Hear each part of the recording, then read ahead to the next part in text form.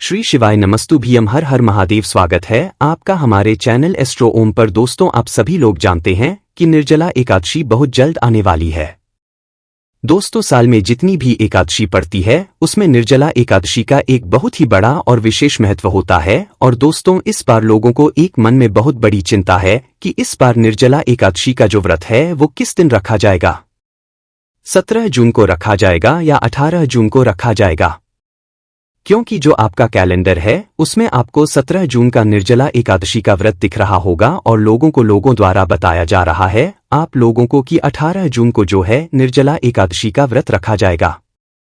तो आखिर किस दिन हमें ये निर्जला एकादशी का व्रत रखना चाहिए और निर्जला एकादशी में क्या हम पानी पी सकते हैं या नहीं पी सकते हैं, और इस व्रत को हम कैसे सही ढंग से करें जिससे कि हमें इस व्रत का पूरा फल मिल सके। साथ ही में दोस्तों, निर्जला एकादशी के दिन आप लोगों को किस समय से लेकर किस समय के बीच में पानी पीना है, पारण किस समय करना है, ये सारी जानकारी आपको इस वीडियो में देंगे। साथ ही में अगर आप लोग निर्जला एकादशी के दिन ये एक कर लेते पंडित जी द्वारा बताया गया तो निश्चित सी बात है कि आपके जीवन में जो भी दुख और परेशानियां आ रही होंगी आपको उनसे छुटकारा जरूर मिलेगा। आपकी जो भी मनोकामना होगी आपकी वह मनोकामना भी पूर्ण जरूर होगी। तो दोस्तों, सबसे पहले हम लोग बात करते हैं कि आखिर इस बार जो निर्जला एकादशी का व्रत है वो किस दिन रखा जाएगा। तो देखिए दोस्तों, हम आपको ज्यादा घुमा फिराकर बातें नहीं बताएंगे। इस बार जो निर्जला एकादशी का व्रत रखा जाएगा वो दोस्तों 18 जून 2024 के दिन रखा जाएगा। अब आप कहोगे कि भाई 17 जून 2024 के दिन लिखा हुआ है, तो भाई हम आपको बता दें कि जो समय एक देखा जाता है जो सूर्यास्त का समय होता है उसके समय के पहले से जो तिथि शुरू हो जाती है भाई उस तिथि को हम मान्य रखते हैं। तो इस बार जो निर्जला एकादशी की जो तिथियां शुरू हो रही है या जो तिथियां समाप्त हो रही हैं तो वो उत्तम समय जो माना जा रहा है निर्जला एकादशी व्रत रखने का वो 18 जून 2024 का ही माना जा रहा है। और 18 जून 2024 के दिन अगर आप लोग निर्जला एकादशी का व्रत रखेंगे तो बात है कि आपका इस व्रत का पूरा फल मिलेगा और आपको इस व्रत के दिन उपाय किए गए का भी बहुत ही बड़ा और अच्छा फल यहाँ पर देखने के लिए मिलेगा। तो दोस्तों, पहले हम लोग इस निर्जला एकादशी व्रत के बारे में कुछ बातें जानेंगे और उसके बाद में हम लोग इस दिन किया जाने वाला है पंडित जी द्वारा बताया गया उस उपाय के बारे में भी यहाँ पर जानेंगे। तो देखिए, अगर आप लोग इस व्रत को धारण करने वाले हैं तो भाई हमें क्या इस दिन जल नहीं पीना है या पीना है।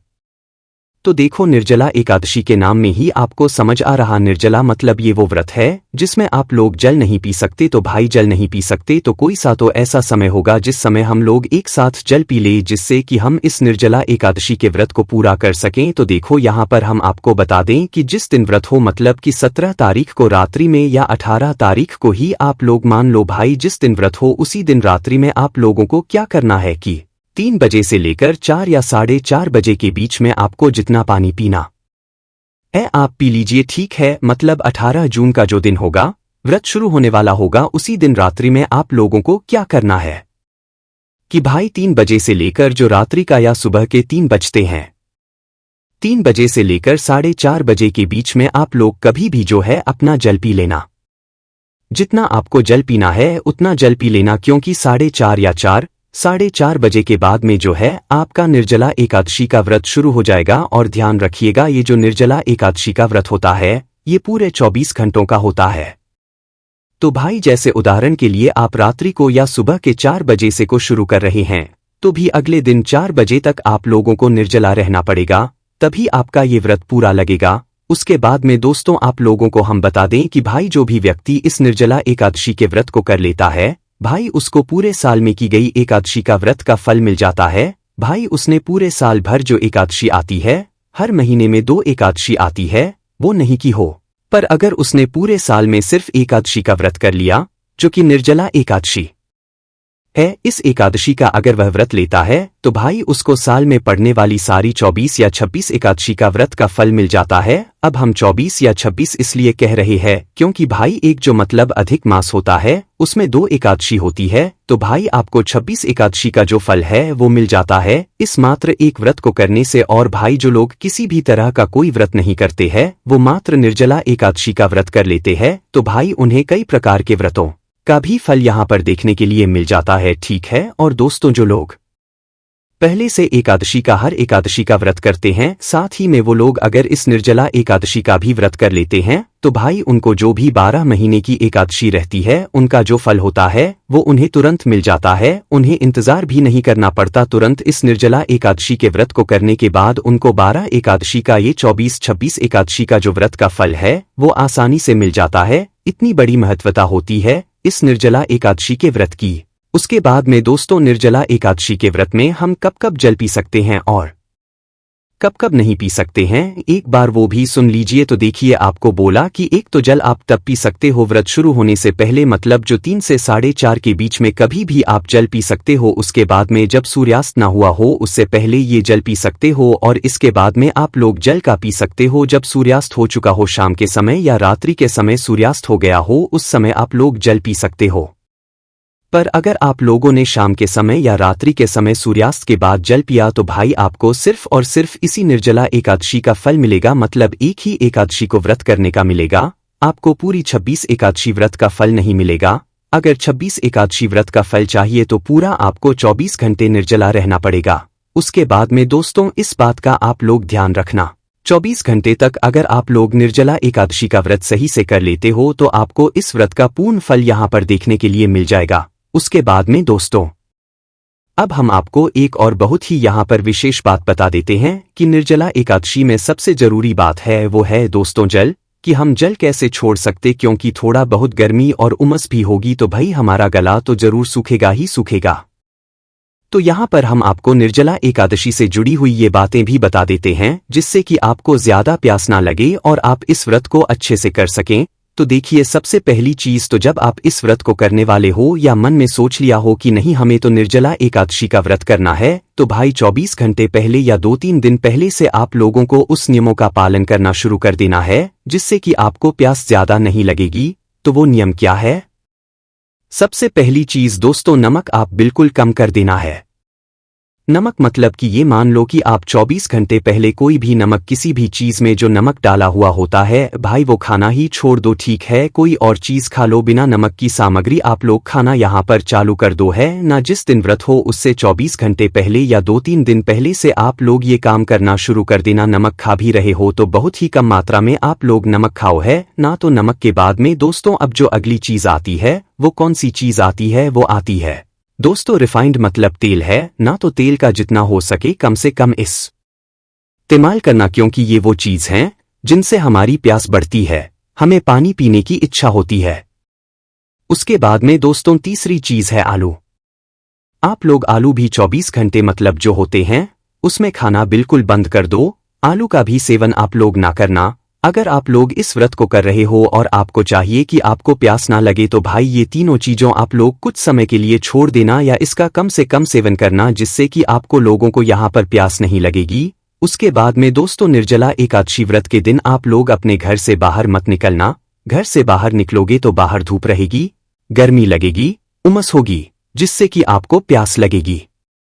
और जिस दिन व्रत हो भाई उस दिन आप लोग अपने सर पर एक सूती कपड़ा बांध लेना, इससे आप लोगों को ज्यादा प्यास नहीं लगेगी। उसके बाद में दोस्तों अगर आप लोगों का गला एकदम से आपको ऐसा लग रहा है कि नहीं अब बिल्कुल सहन नहीं हो रहा है, आपका गला चटक सा रहा है, आपको एकदम से प्यास सी लग रही है, तो दोस्तों आप लोग क्या कर सकते हो कि भगवान की कोई एक स्तुति लेना है। आपके घर में ही जो भगवान है वहां पर बैठना है। वहां पर बैठने के बाद अपने पास में एक शुद्ध जल का छोटा सा पात्र रखना, लोटा रखना है, और क्या करना है भगवान की एक स्तुति आपको लेना है और अपने मतलब आचमन आप लोगों को जल का करना है, मतलब अपने हथेली में थोड़ा सा जल ले लेना और भगवान की स्तुति का पूरा जाप करना है। स्तुति जाप करने के बाद उस जल का आप लोग आचमन कर सकते हो।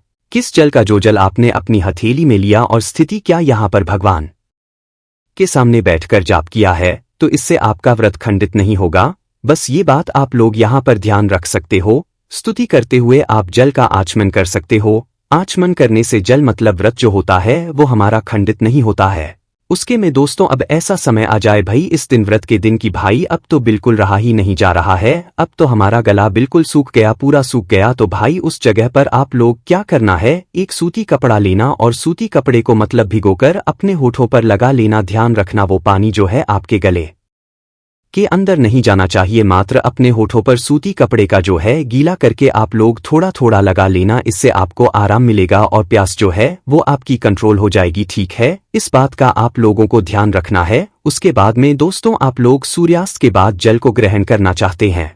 आपको चाहिए कि हम तो बस एक ही एकादशी का फल यहाँ पर लेना चाहते हैं और सूर्यास्त के बाद आप लोग इस दिन मतलब 18 जून के दिन जो है जल पी रहे हो तो भाई उस जल के अंदर आप लोग सबसे पहले तुलसी का पत्र डाल लेना, पहले से तोड़कर कहीं से रख लेना।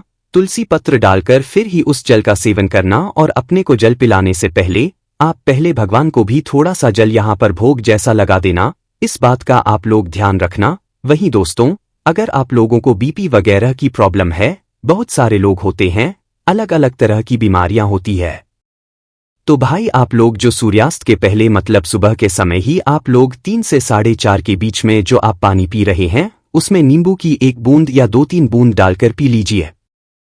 इससे आपका बीपी कंट्रोल रहेगा, ब्लड प्रेशर आपका नहीं पड़ेगा, आपका व्रत सफल हो जाएगा। आपका मन क्या है कि आपका व्रत सफल हो जाए। निर्जला एकादशी का व्रत जो होता है ये बार बार नहीं आता है, इसका फल हमें बहुत बड़ा मिलता है। सो आप खुद सोच के देखिए, इस 26 एकादशी का फल हमें मात्र इस निर्जला एकादशी के व्रत को करने से मिल जाता है। पूरे साल भर जो व्यक्ति कोई व्रत नहीं करता है, अगर इस व्रत को कर लेता है तो भाई उस व्रत उसको कितने व्रतों का फल मिल जाता है ये उसको खुद भी नहीं पता होता और उसके जीवन बहुत ज्यादा सुख और शांति से बीतने लगता है। इसके बाद में दोस्तों ये तो बात हो गई इस पूरे व्रत की, निर्जला एकादशी के व्रत की। अब हम बात कर लेते हैं इस निर्जला एकादशी व्रत के दिन किए जाने वाले उपाय के बारे में। तो देखो, निर्जला एकादशी के दिन आपको घर से बाहर नहीं निकलना है। निकलना है तो सिर्फ भगवान शिव जी के मंदिर जाने के लिए निकलना है, वो भी सुबह के समय। शाम के समय जाना चाहो तो वो आपके ऊपर है, पर सुबह के समय तो जाना ही जाना है। सुबह के समय जाओगे तो मात्र लोटा जल लेकर जाना है और जो भी आपकी पूजन सामग्री है वो अपने साथ में लेकर जा सकते हो, उसमें कोई भी दिक्कत वाली बात नहीं है। तो क्या करना है, अपने साथ में 1 लोटा जल भरना है। उस 1 लोटा जल को भरकर आप लोगों को क्या करना है और जो भी पूजन सामग्री है सुबह सुबह मतलब अपने भगवान शिव जी के मंदिर के लिए आप लोगों को निकल जाना है। स्नान करके शुद्ध होकर और अच्छे वस्त्र पहनकर। निर्जला एकादशी के दिन आप लोग पीले रंग के वस्त्र पहनोगे तो ज्यादा बेहतर रहेगा, नहीं तो कोई भी पहन सकते हो, बस शुद्धता का विशेष रूप से ध्यान रखना। शिवजी के मंदिर पहुंचते हो तो पहले जाकर अपना वह 1 लोटा जल चढ़ाना है। धीरे धीरे कर एक धरा से पूरी पूजा अर्चना कर लेना। पूजा अर्चना करने के बाद आप शिवलिंग के पास में बैठ जाना।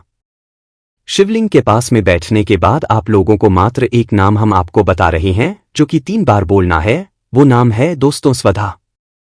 स्वधा नाम को आपको शिवलिंग के पास में बैठकर पहले अपनी पूजा अर्चना करना है। उसके बाद में शिवलिंग के पास में बैठकर स्वधा नाम को मात्र आपको 3 बार बोलना है। इसके बाद में आपको कुछ मनोकामना वगैरह कुछ नहीं बोलना है। अपने आप ही आपके जीवन की सारी परेशानियां दूर होंगी। इस वाले उपाय को करने के बाद तो भाई क्या करना है, शिवलिंग के पास में बैठना है और आंखें बंद करके हाथ से श्वधा श्वधा ये 3 बार आप लोगों को नाम ले लेना है। और आप चाहो तो के श्लोकों का पाठ भी कर सकते हो, अगर आपको मिल जाते हैं तो भाई वो भी आपके ऊपर है, पर श्वधा श्वधा श्वधा मात्र आप 3 बार बोलोगे तो ये ज्यादा आपकी सरल आएगा, क्योंकि इस दिन आपका व्रत भी रहेगा और आप लोग उपाय भी करोगे। तो श्वधा नाम मात्र आप 3 बार बोल देना, आपको बहुत ज्यादा फल की यहाँ पर प्राप्ति होगी। इस वाले उपाय को करने के बाद आप परेशानियां दूर हो जाएंगी। बस दोस्तों यहाँ पर ये वाला उपाय पूरा हो जाता है। इस निर्जला एकादशी के व्रत से जुड़ा हुआ कोई भी आपके प्रश्न है, कोई भी सवाल है तो वही उसे आप हमसे कमेंट करके पूछ सकते हैं। श्री शिवाय नमस्तुभ्यम। हर हर महादेव।